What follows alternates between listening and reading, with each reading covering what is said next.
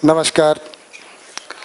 तो हमने है ना पहले दिन जो इसमें कुछ टॉपिक्स आ रहे हैं, एक अध्ययन प्रक्रिया के बारे में चर्चा की थी, है ना।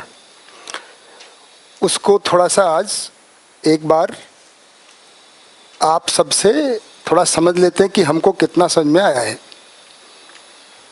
ठीक है। उसके बाद में जो सत्यानुभूति, सत्यबोध, है ना, जो कुछ कुछ बुलेट पॉइंट आए हैं, तो एक सबकी प्रस्तुति थोड़ी उस पे हो जाए, एक एक मिनट की, कि हमने जो अध्ययन प्रक्रिया समझी थी, क्योंकि वो पहले चैप्टर में आई है ना, और इसमें भी आ गया है, तो वो अपनी पकड़ में कितना आया है उसका एक प्रस्तुति एक बार कर लेते हैं। तो किधर से करेंगे?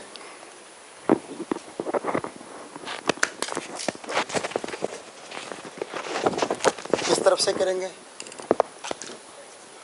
है पीछे से, है रोल नंबर वाइज। तो रोल नंबर का रोस्टर किसके पास है?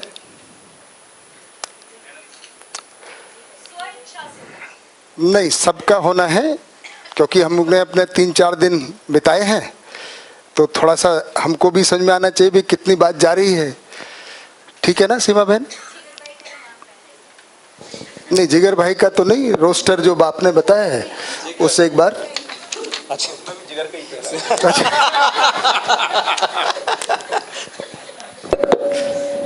तो नीचे से चलते हैं भाई, चलेंगे रोस्टर से ही, लेकिन नीचे से क्रम करते हैं। तो जयदीप भाई थड़ानी कौन है? ये तो नाम ही नहीं मैं पहली बार सुन रहा हूँ, ये तो पहली बार ही आए हैं। पहली बार नहीं आए हैं? अच्छा, तो माइक पहुंचाया जाए।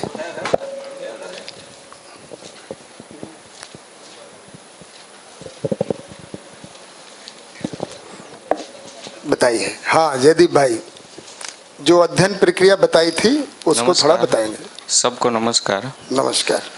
अध्ययन प्रक्रिया में मैं ऐसा समझाऊं, अनुष्ठान एवं प्रतिबोध के साक्षी में, यानी कि जीवन की साक्षी में स्मरण पूर्वक, यानी कि प्रयास हमें ही करना है। प्रयास करना मीन्स आचरण में आ जाए, जो भी हम समझे वो अर्थ से वस्तु तक पहुंच जाए, और उस हिसाब से अध्ययन में कर्मानुअभ्यास, विचार अभ्यास और व्यवहार अभ्यास, वो तीनों भी होता रहे। ऐसा नहीं है कि एक बार पूरी सूचना हो जाए तो वो अध्ययन नहीं, वो सिर्फ ऐसा है कि समझ हम ले रहे हैं, लेकिन उसका अर्थ पहुंचता नहीं है। तो इससे मैं ये समझाऊं कि जो भी हम अध्ययन कर रहे हैं, तो जैसे जैसे हम शब्द से अर्थ तक पहुंचते तो हमारे आचरण में भी आना चाहिए। और स्मरण पूर्वक ये एक बात मुझे इंगित लगी कि हम फर्स्ट चैप्टर में अगर कुछ अर्थ लेते हैं तो हम स्टडी करते हैं, तब क्या करते हैं ये इधर भी हमें रखना पड़ेगा।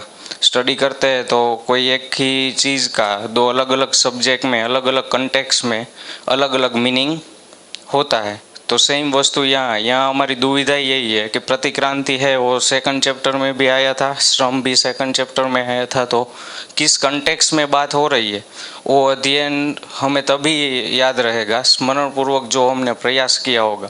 यानी कि नोट्स हम बनाते हैं, जो प्रयास करते हैं वो प्रयास इसी दिशा में हो कि न्याय धर्म सत्य, और अध्ययन में जो चीज़ कल भी श्री राम भैया ने बताया था कि अध्ययन का मतलब 10 या 15 शब्द जो हम ऐसे छांट पाए कि जिसके बिना अध्ययन प्रक्रिया पूरी नहीं कर सकते, तो वो शब्द का अर्थ है अलग अलग कंटेक्स्ट में हम समझ पाए और उस हिसाब से स्मरण पूर्वक प्रयास कर पाए, और जो समझ आएगा वो हमारे आचरण में दिखेगा। और स्व मूल्यांकन तो अध्ययन का एक अनडिविजेबल पार्ट है ही, कि स्व मूल्यांकन और मनन, क्योंकि पठन श्रवण तो हम कर ही रहे, साथ में मनन भी हमें स्टार्ट करना पड़ेगा। ये मैं ऐसा समझाऊँ अध्ययन।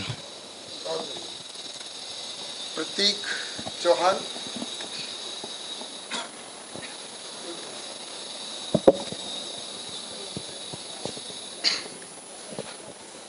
नमस्ते।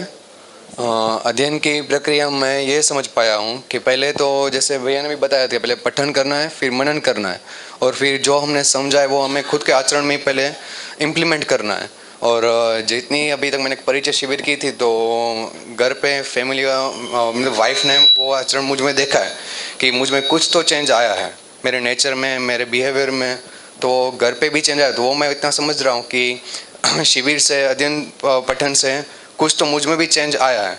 और कल जैसे श्रीराम भाई ने भी बताया था कि जो कंटेंट हम अभी ग्रास्प नहीं कर रहे हैं तो वो हमें स्किप करना है, वो हमें नेक्स्ट लेवल पे छोड़ना है कि पहले हम जो भी अध्ययन प्रक्रिया पूरी करें, अभी जो हम समझ रहे हैं वो पहले हमारे आचरण में आ जाए, फिर वापस हमें उसी कंटेक्स्ट पे जाना है दूसरी बार। तो ये भी यहाँ तक समझा हूँ। हार्दिक भाई